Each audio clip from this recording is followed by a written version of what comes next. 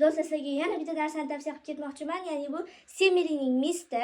Bu mistni ham tananglarga, ham sochinglarga sepsanglar bo'ladi. Agar sochinglarga sepsanglar bormi, shunaqa yaltirab turadi. Odam bir xil qizlar bilsanglar, agar atir sepishadi sochiga, lekin u bo'lmaydi.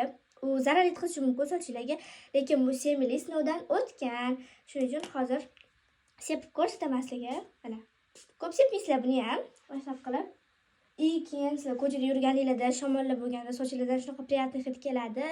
Hech kim sizlar yoningizdan ketolmay qoladi, boru nima qanaqadir uni sepgansiz deb. Keyin buni tananglarga sepsanglar bo'ladi. Men aslida qo'limga sepaman.